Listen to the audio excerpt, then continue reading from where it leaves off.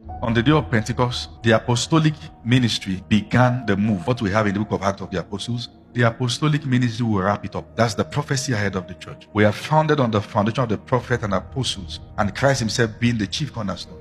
Now, the apostolic ministry in the last days must achieve this, to turn the heart of the fathers to the children, and the heart of children to the fathers. A generation will emerge with much information and little weight, and say, what does the fathers know? Because they perceive the fathers to know less, but the fathers have weight. But in all honesty, they know more than you think. I've been privileged to hang around a few of them. They are deep. And the Nigerian church is falling to that snare now. When God raised a new voice, put him side by side with the fathers, and say, what are they compared to this one? You want to kill the minister. If he's a fool to take it, there are statements you make.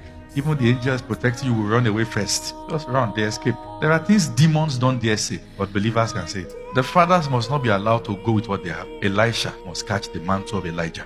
The former rain and the latter rain. The fathers and the children. Fusion the rain. We will not have the end time revival until the children find the waters the fathers drank. I know many of these men that does 40 days dry 3 times every year. That's 120 days already without food. And somebody is pouncing morning, afternoon, and night and say, I have a ref. It's okay, you can, but there is depth and there is capacity and there is weight.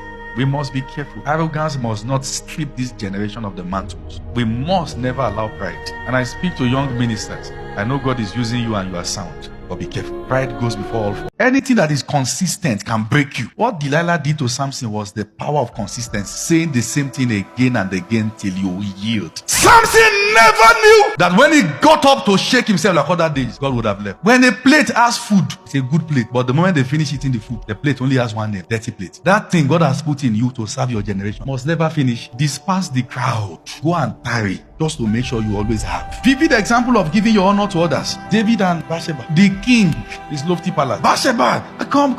Oh, king. Kabiyesi, the moment he slept with her, came back pregnant. Slammed him. David. What happened to King David? The honor is gone. What God wants to serve a generation through your life must not be interrupted. It is worth every fight. Be ready to die than to yield. Get to that point of resoluteness. Not in your own strength. Don't bend, don't break, don't yield. There is nothing glorious about being formally anointed that King David has now become David. That the same Samson that will carry the gate of the city on his shoulder is now the one they are weeping and say, roll the stones. Anytime I talk and get to this area, I just remember campus days. And there are many people we thought were born beyond campus. And many were sifted with different things. Some married fire extinguishers. The moment they said I do, the fire was put out. The problem in the home became too much. They became toxic.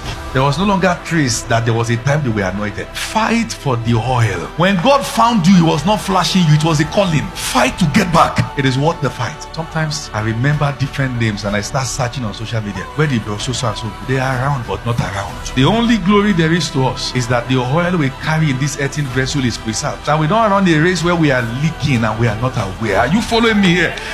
Fight for this oil. Fight for it. If there's anyone here who has fallen, you will rise.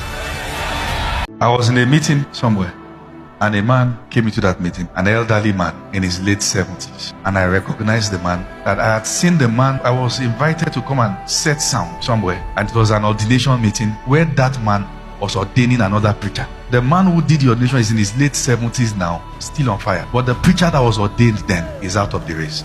What is the secret of longevity? What is the secret of carrying this fire till the end? I have found that those who carry this torch till the end, they have practices you can't take from them. Major of which is fasting, prayer, and study. Once you take it out of the life of anybody, it doesn't matter how powerful they are, they will stop somewhere. I saw that those who lasted, there is one more, consistent purity. Because the issue with Jezebel is that Jezebel is going to cause people to commit fornication. Fornication there doesn't just mean sex before marriage alone. Fornication means to be joined to foreign gods. Are you with me? That's why you must master prayer now. If you have not done that, let those who are praying hold your hands. David said Saul had perished like one that was not anointed with oil. There is nothing that is so special about you unless you learn this way. And it is the old-fashioned way of fasting, of prayer, of study, and of purity.